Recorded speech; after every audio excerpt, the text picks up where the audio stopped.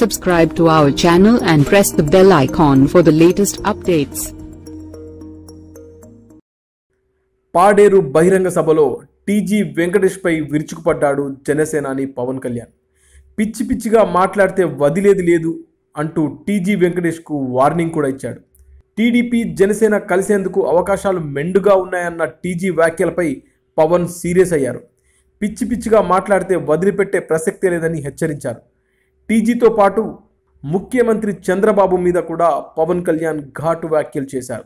MLA Kidari Sarveswara Rao మాజీ MLA Somu హత్యకు చంద్రబాబే కారణమని తీవ్ర ఆరోపణలు చేశారు. నేను పాడేరుని ముఖ్యంగా మన గిరిజన ప్రాంతాలని సమృద్ధిగా అభివృద్ధి చేసే బాధ్యత పార్టీ తీసుకుంటుంది, ప్రభుత్వం స్థాపిస్తుంది. ఎవరికి ఏదైనా గొడవలు ఉన్నా కానీ, ఎందుకంటే మీరు పార్టీకి మేము అండగా నిలబడే వాళ్ళం, మీ కష్టాలను అర్థం చేసుకున్న వాడిని నా దగ్గరకు వచ్చి కూర్చోబెట్టి కాంట్రాక్టులను సంతకాలు చేయడం చేసే వ్యక్తిని కాదు. ఎందుకంటే వంతాడ మైనింగ్ ఎదుర్కొన్న వాళ్ళం, వంతాడ మైనింగ్ దోపిడీని బయట తీసుకొచ్చిన వాళ్ళం, ఇక్కడ క్వారీ అడ్డగోలు క్వారీని బయటకు తీసుకొచ్చిన వాళ్ళం. కనీసం పేపర్ కూడా రాని పరిస్థితులు, దానిని కేవలం మనం ఫేస్బుక్ ద్వారా సోషల్ మీడియా ద్వారా బయటకు తీసుకొస్తే ఈ రోజున ప్రభుత్వం కదే పరిస్థితులు పట్టుకొచ్చాం. దీనికి కారణం పవన్ కళ్యాణ్ ఒక్కడే కాదు, మీ అందరి ఆవేదన, మీ అందరి కోపం, మీ అందరూ సమాజం మనల్ని తలంపు, అవన్నీ మీ ఆకాంక్ష నేను గ్రహించాను. నాకు మీలాంటి బాధే ఉంది, నాకు మీలాంటి ఆవేదన ఉంది. నేను ఎక్కడో దూరాన ఉండొచ్చేమో కానీ మీరు పడే బాధ అనుక్షణం నాకు అర్థమవుతా ఉంటుంది. ఇదే ఆదిలాబాద్ తండాలకు పోతే 2009లో వాళ్ళు అడుగుతుంది కూర్చోబెట్టి మాకేముంది కొంచెం మంచి నీళ్ళు ఇప్పుతుంటే ఒక బోరుకి తవ్వే నీళ్లు కూడా పరిస్థితులు లేవు అక్కడ. కానీ మంచి మనసుతో తవ్వించాం, అక్కడ ఒక బోరు పడింది. ఈ రోజుకి అదే బోరు వస్తూ ఉంటుంది. ఎందుకంటే మనిషికి నిజంగా మంచి చేయాలి అని తలంపు ఉండాలే కానీ ఇంత వ్యవస్థను అడ్డు పెట్టుకొని, ఇంత వ్యవస్థను సహకారం తీసుకొని ఎంతో బలంగా నడిపించడానికి చిత్తశుద్ధి ఉన్న నాయకులు ఉంటే చాలు. చిత్తశుద్ధి లేని నాయకులు కరువైన వల్ల మనకి ఈ రోజున పాడేరు అభివృద్ధి వెనుకబడిపోయింది. నేను అండగా ఉంటాను. అలాగే మనం కూర్చోబెట్టి 25 సంవత్సరాల భవిష్యత్తు ఎందుకు మాట్లాడుతున్నారంటే మీకు ఉద్యోగ అవకాశాలు కానీ ఇదే కూడా నేను మీకు జనసేన ప్రభుత్వాన్ని తీసుకొచ్చిన వెంటనే ఇక్కడ స్థాపించేది మీకు బలంగా ఒక గిరిజన విశ్వవిద్యాలయం బలంగా తీసుకొస్తాను ఇక్కడికి. అలాగే ఎంతో మంది యువత ఉంటే ఇక్కడ మనం కూర్చోబెట్టి టూరిజం అనేది చాలా పెద్ద వ్యవస్థ, ఇక్కడ బోల్డెన్ ఉద్యోగాలు వస్తాయి మనకి. దానికోసం ఉద్యోగాల కోసం మైనింగ్ల పేరు మీద పర్యావరణాన్ని విధ్వంసం చేసే పాలసీలు తీసుకురాం. ముఖ్యంగా టూరిజం మీద తీసుకొస్తాం. అలాగే ఈ ప్రాంతాన్ని అంతా అభివృద్ధి చేస్తాం.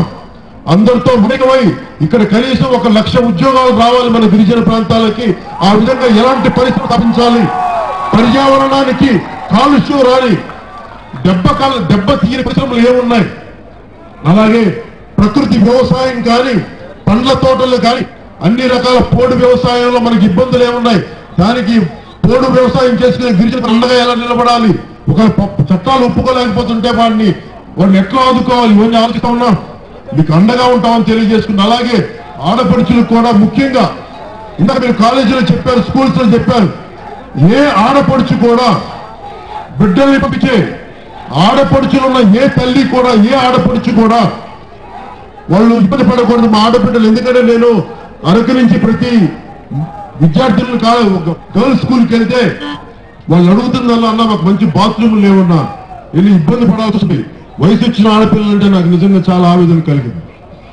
ఏ ఆడపడుచు కూడా, అలాగే ఆడపడుచులు మనకి ప్రసూతి వైద్యానికి ఎలా అంటే మగ డాక్టర్లు కాదు, ఆడ డాక్టర్లు ఎక్కువ మంది ఉండాలి.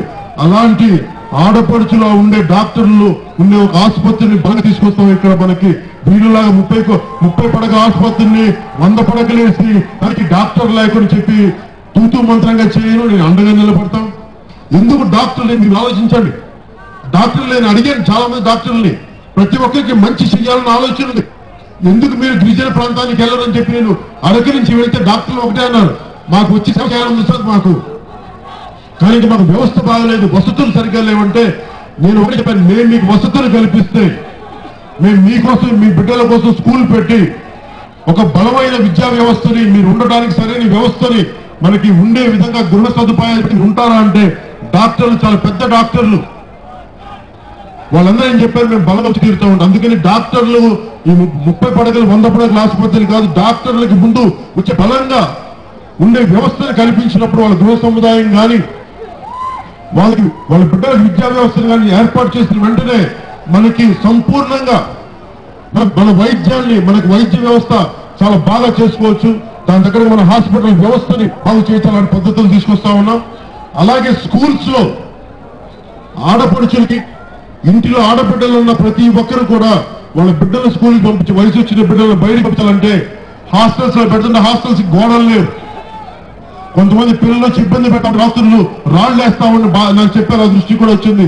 ప్రతి ఆడపిల్లల హాస్టల్ కి బలమైన కాంపౌండ్ వాల్ కట్టిస్తాం, మీకు అండగా ఉంటాం, మిమ్మల్ని ఎవరు కూడా ఇబ్బంది పెట్టలేని పరిస్థితులు తీసుకెళ్తాం మిమ్మల్ని. అలాగే ఐటీడీఏని కూడా మీకు ఏ నిధులైతే మనకి అందరికీ అందాలో గిరిజన యువత కానీ ఆ నిధులు మీకు సంపూర్ణంగా అందజేసే పరిస్థితులు తీసుకొస్తాం.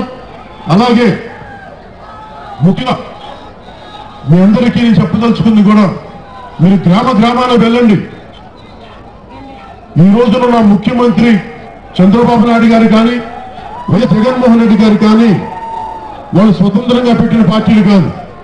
వైఎస్ జగన్మోహన్ గారు పెట్టిన పార్టీ కూడా ఎవరో పెట్టిన పార్టీని ఆయన లాక్కున్నారు, ఆయన తీసుకున్నారు. కానీ ముఖ్యమంత్రి గారు వాళ్ళ మావయ్య గారు పెట్టిన పార్టీని ఆయన తీసుకున్నారు. ఒక్క జనసేన పార్టీ మీలో నుంచి పుట్టింది, మనలో నుంచి పుట్టింది, సామాన్యుల పార్టీ ఇది.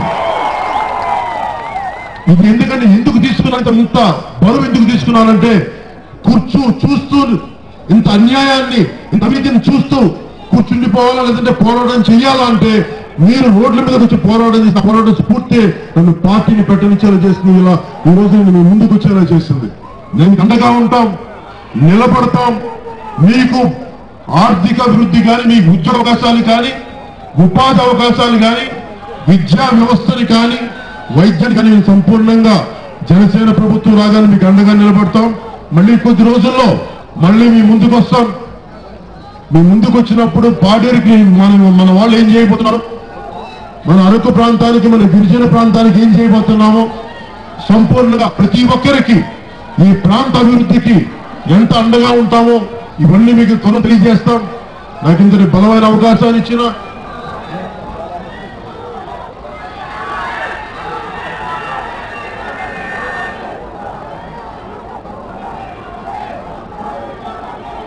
ఇది నేను ఏ దేశానికి వెళ్ళినా గిరిజనుల హక్కుల్ని కాల రాస్తే నాయకులు ఎవరైనా క్షమాపణలు చెప్పాలి. మేము తప్పులు చేశాం, మీ ఆస్తులు దోచుకున్నాం, క్షమాపణలు చెప్పాలి. ఎందుకు ఈ మాట అంటున్నానంటే, ఆస్ట్రేలియాలో కొన్ని సంవత్సరాల క్రితం ఆస్ట్రేలియన్ ప్రైమ్ మినిస్టర్ అక్కడ స్థానిక గిరిజనుల్ని వాళ్ళు ఇబ్బంది పెట్టాం. గతంలో ఎప్పుడో ఆయన సంబంధం ఇప్పుడు 100 సంవత్సరాల క్రితం తరతరాలు తప్పులు చేశామని చెప్పి చట్టసభలో కూర్చొని, పార్లమెంట్ లో కూర్చొని ఆయన ఏం చెప్పారంటే, మేము జాతి క్షమాపణ చెప్తున్నాం, మేము తప్పులు చేశామని.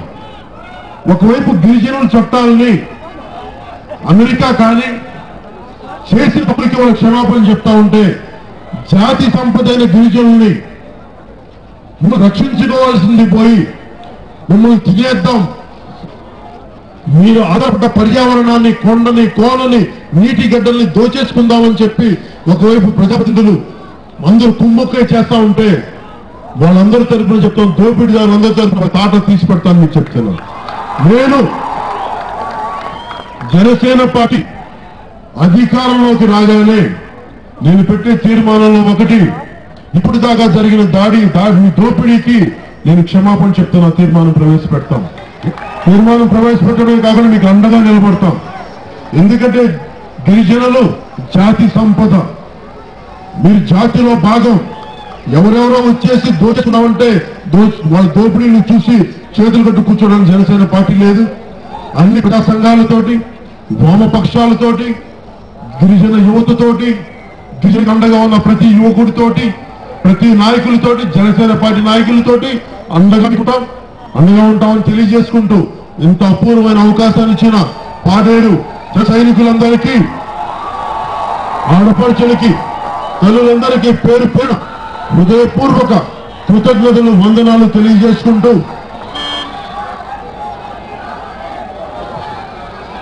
అల్లూరి సీతారామరాజుకి నేల ఆయన ఏ హక్కుల కోసమైతే పోరాడాడో అదే స్ఫూర్తిని తీసుకొని జగన్ మీ హక్కుల కోసం పోరాడతాం, మీకు అండగా ఉంటామని తెలియజేసుకుంటూ ఎవరు వచ్చినా మేము వాళ్ళు ఇక్కడ మనకి ఇబ్బంది పెట్టే వాళ్ళు ఎవరు వచ్చినా వాళ్ళ దోపిడీని అడ్డుకుంటాం. అలాగే మీకు ఇది కూడా చెప్తున్నాను, మాటిస్తున్నాను, మా నాయకులు కూడా మీకు ఇబ్బంది పెడితే మీరు వాళ్ళని కూడా నాతో పాటు మీరు వాళ్ళని ఎదుర్కోవాల్సిన పరిస్థితి స్వచ్ఛందంగా చొక్కపడి అడగండి, మేము మీకు అండగా ఉంటాం. తప్పు చేస్తే మమ్మల్ని కూడా ఉపేక్షించద్దు, అంతగానే నిలబడుతున్నాం. అందుకని ఒక్కసారి ఇంత అపూర్వమైన అవకాశం వచ్చిన మీ అందరికీ పేరున ధన్యవాదాలు తెలుపుకుంటూ, ఒక్కసారి జన్మభూమికి ధన్యవాదాలు తెలుపుకుంటూ, ఒక్కసారి భారత మాతకి జయజయలు కొడుతూ వందనం తీసుకుందాం. భారత్ మాతా key! Subscribe to our channel and press the bell icon for the latest updates.